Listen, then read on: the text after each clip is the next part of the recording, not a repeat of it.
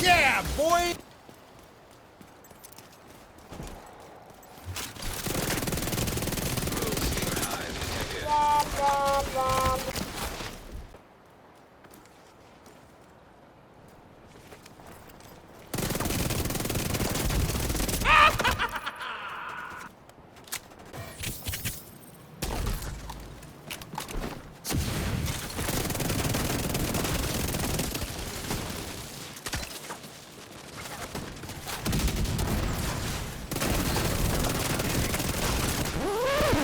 System back online.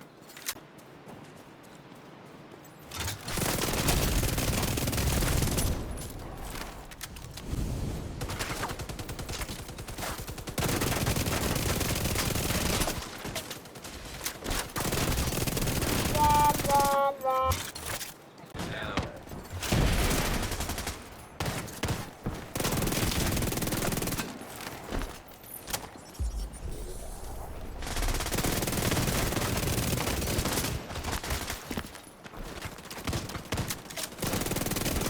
Oh! Hydra has fallen into enemy hands.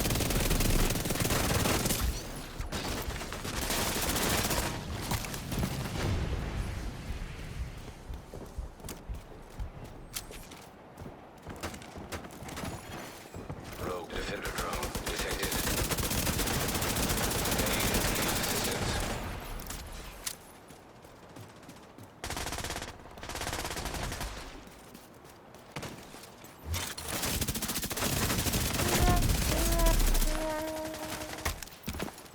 Rogue Stinger Hive detected.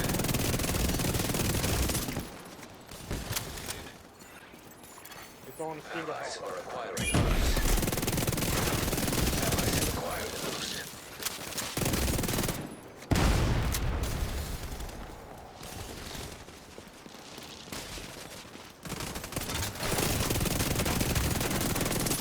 Hive detected.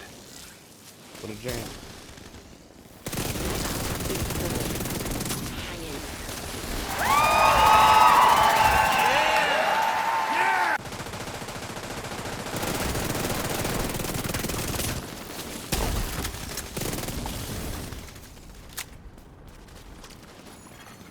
An agent needs assistance.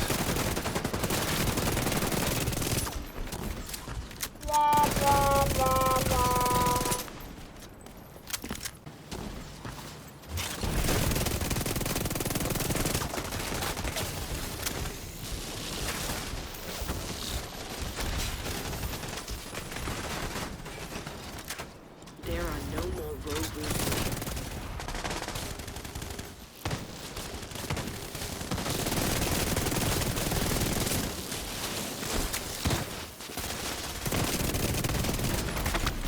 Leave now.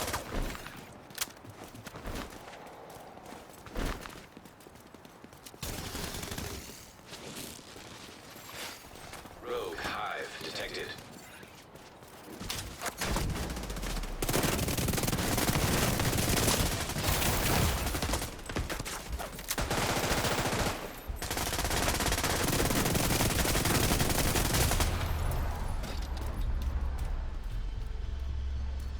It's a win. Solid work.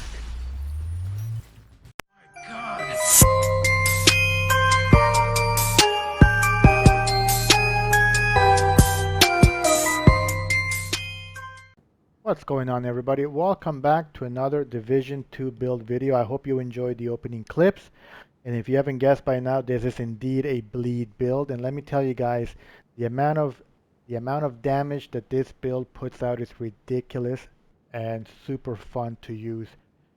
Before I get into the build breakdown, however, at the end of the video, I would appreciate if you hit that like button, and if you're new to my channel, subscribe. Be sure to turn on that notification bell so that you are alerted every time I upload a new video. But now let's get into the actual breakdown of this build, shall we?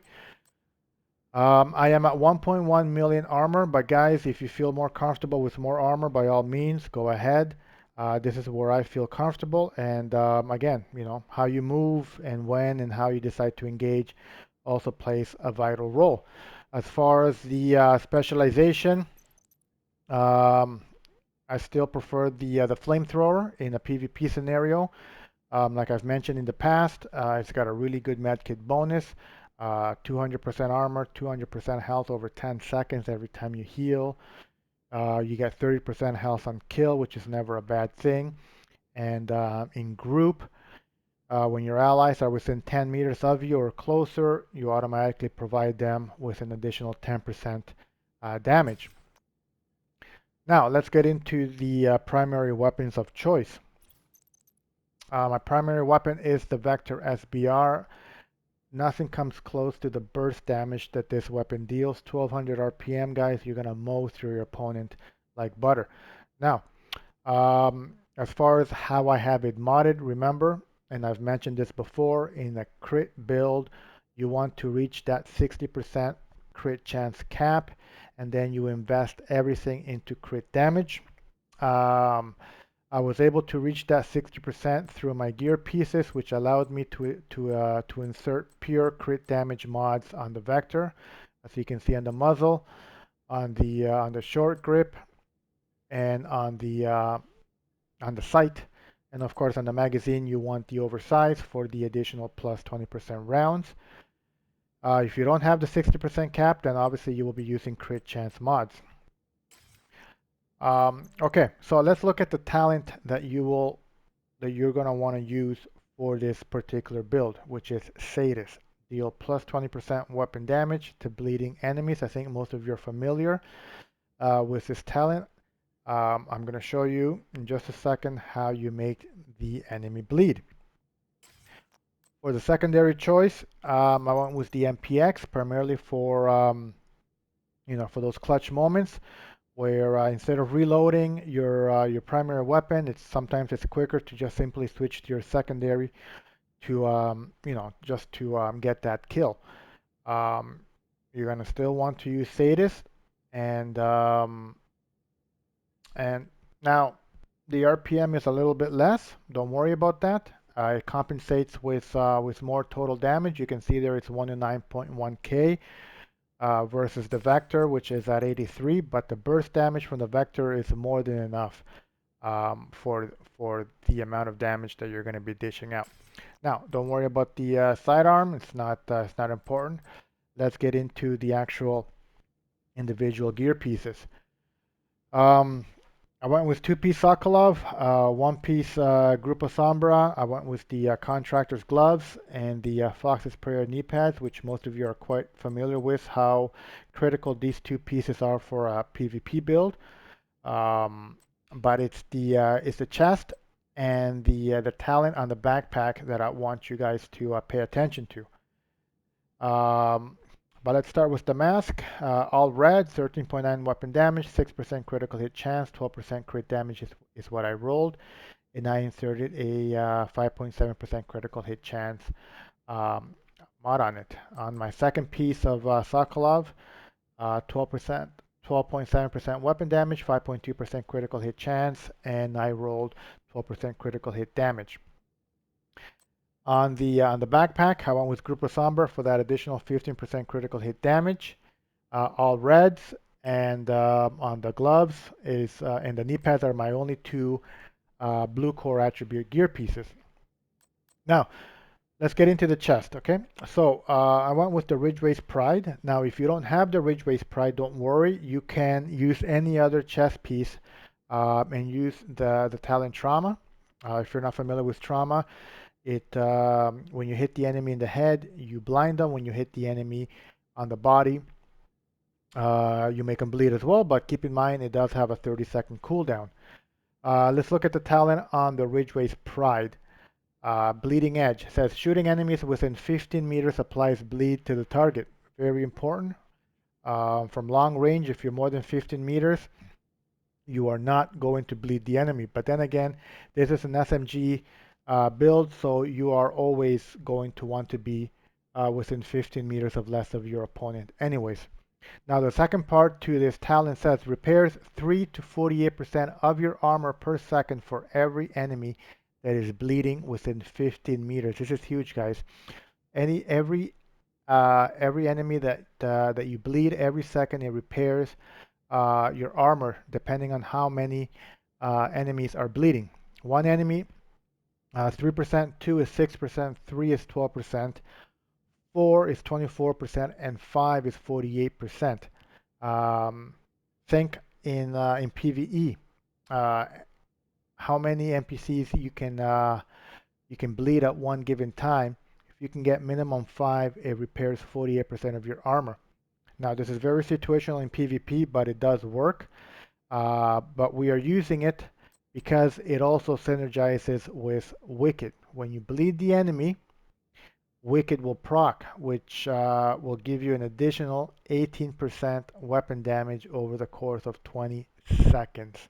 That is huge, guys. 20 seconds is, while it may not seem like a lot, but in the heat of the moment, 20 seconds is a lot of time to do a lot of damage, believe me.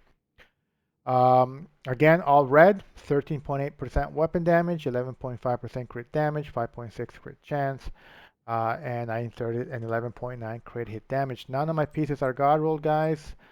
Again, um, don't worry if your pieces aren't god rolled, if your attributes aren't maxed. As you can see, none of mine are, and yet this build still does an insane amount of damage. Now, as far as my skills, with the flamethrower, I like to use the ballistic striker shield. You don't have to use the shield. This isn't like intimidate and adrenaline rush. You can use any other skill of your choice. I like to use the shield primarily because I'm not super tanky. So that shield does kind of give me, a little bit of survivability, a little bit of protection. What I would recommend is for your second skill to use the Stinger Hive. The Stinger Hive can be launched for a lot farther than 15 meters in the event that you're not able to be within 15 meters of your enemy. Therefore, you're not going to bleed them. But you can always launch your Stinger Hive at them, or the minute they run close to or over it, the hive will make them bleed, which means that as soon as that happens, Wicked will proc, and so will Sadis. So the hive covers all bases. Your chest piece will cover the 15 meters or less, and the Stinger Hive will take care of the rest. And this is why I would recommend the Stinger Hive. Now, as far as my stats, let's look into those quickly. There's our base weapon damage. 27,000 is our PvP damage. There's our crit chance, 59.4. There's our critical hit damage, 180.6%. 50.4 headshot damage, 12% armor damage. Let's keep going down the list. 65.4% all weapon damage bonus and 40% submachine gun damage bonus. Guys, this is the reason why this build is simply just annihilating. It dishes out a ridiculous amount of damage. The bleed, in combination with the bleed and the additional weapon damage that you're getting from Sadis and Wicked, is ridiculous. So try it out. Let me know in the comment section below what you think.